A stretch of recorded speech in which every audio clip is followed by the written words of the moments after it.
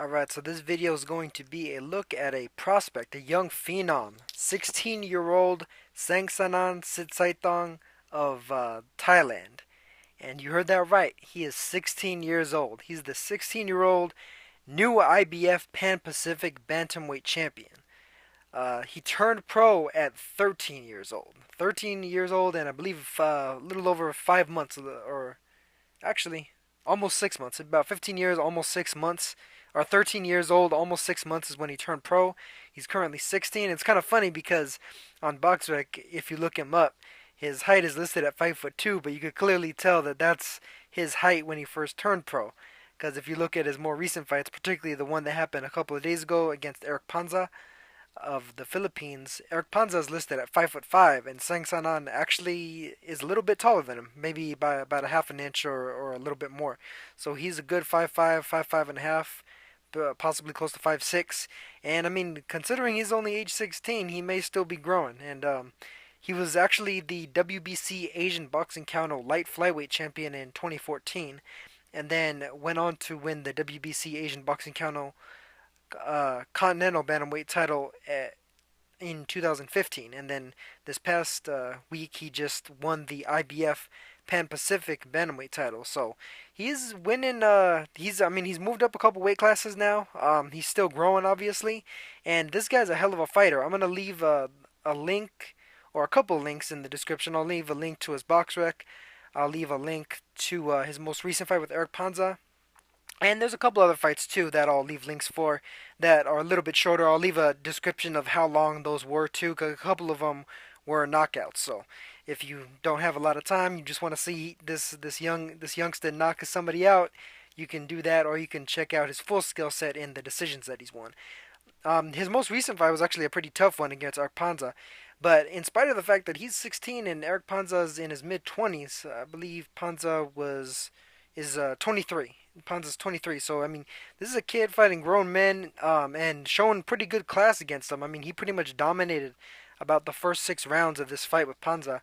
Panza finally started to come on a little bit in the seventh, with some big right hands. He was countering over Saenganan's jab, which was getting a little lazy by that point, and he was able to catch him with some good overhand rights. That seems to be one of the main weaknesses of this young kid at the moment, where he throws a lot of jabs. He leads off with the jab quite a bit, and occasionally he'll get lazy with it when it's been landing a little too consistently.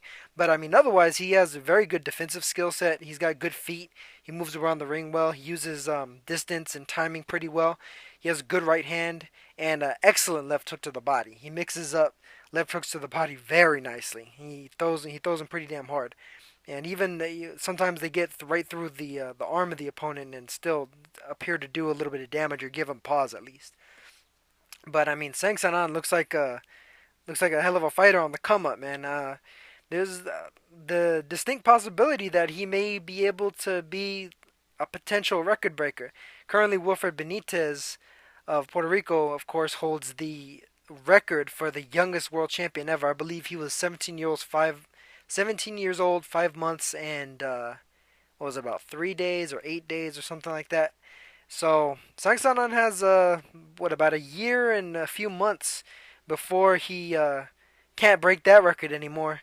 So I mean, I don't know if they might be able to get him into title contention. I mean, I'm guessing the fact that he's been a minor titleist for both the WBC and the IBF, he may be able to get slotted in for one of these titles. Possibly even against the current WBO bantamweight champion Ponglong Sorsingyu. Sorsingyu is probably the weakest of the bantamweight title holders, probably the most vulnerable to being defeated, and I think Saenganan could potentially, be a troublesome for him, if not possibly beat him. Singyu is most well known for getting knocked out in 7 rounds by Tomoki Kameda. He was a pretty scrappy fighter, but Kameda was just able to use distance, good boxing skills to set up a pretty good KO, work the body, work the head pretty well. So I mean, he's a vulnerable champion of amongst the four, or the five really. You also have Lee Haskins out there, although Lee Haskins is most likely going to be defending against Zolani Tete sometime soon. There's Shinsuke Yamanaka, who's been in some very tough fights recently, and who knows when that good luck may run out, because he was pretty fortunate to get away with wins against a few of his last few opponents, in particular Anselmo Moreno. Um, there's also Jamie McDonald out there, albeit there's a possibility that McDonald may be moving up, and then there's also Juan Carlos Payano. He's probably a good potential opponent too. But if I was with Sang Sanan's crew, I'd be going after Singyu. I'd be going after Ponglang So Singyu, the hometown guy. Two fighters from Thailand in Thailand, and Sang Sanan would have the opportunity to potentially become the youngest world champion in boxing history. He's a kid, but he's got the skills of a grown adult, man, and he's very damn impressive for somebody that's so precocious. You rarely see somebody with that level of talent so young and kind of showing and proving, and just doing pretty good things as not somebody that's not even an adult technically. I mean, I'm sure in Thailand he probably is. I'm not sure what the age of adulthood is over there. It's probably about 15 or 16.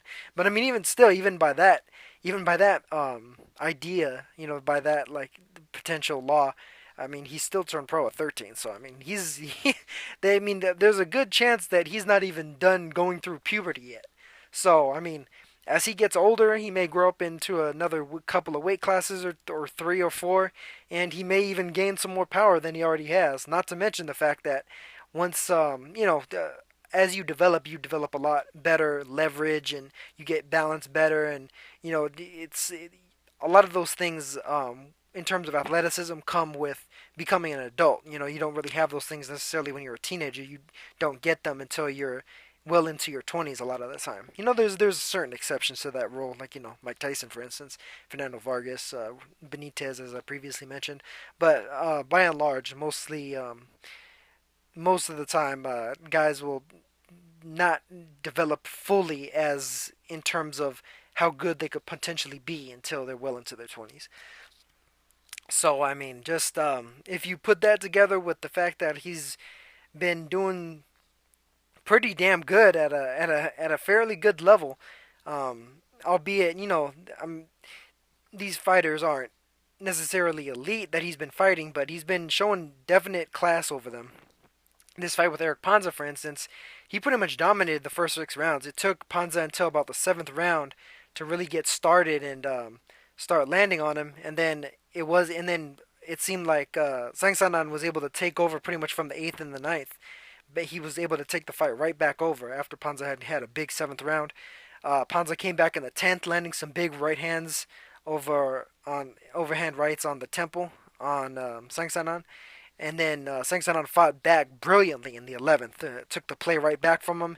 And then the 12th, he pretty much gave away. He was being more defensive and kind of running out the clock in order to protect his lead. But I mean, even that is something that usually comes with experience.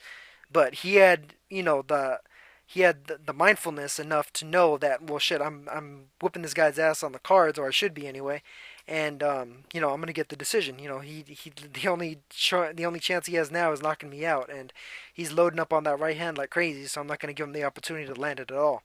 So I mean, that's pretty much what he did, and even then in the 11th round, I mean, just the fact that he stood his ground and took the play right away from Panza as he was loading up heavy on that right hand after having a good 10th round.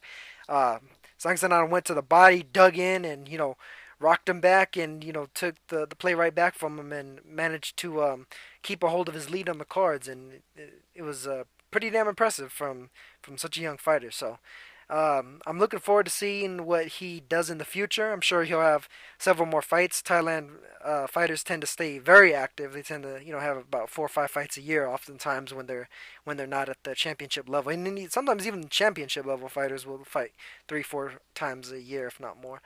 So we'll probably be seeing a lot more of him. I'll keep everybody updated on his progress and everything, and I really hope to see him at least go for the gusto, man.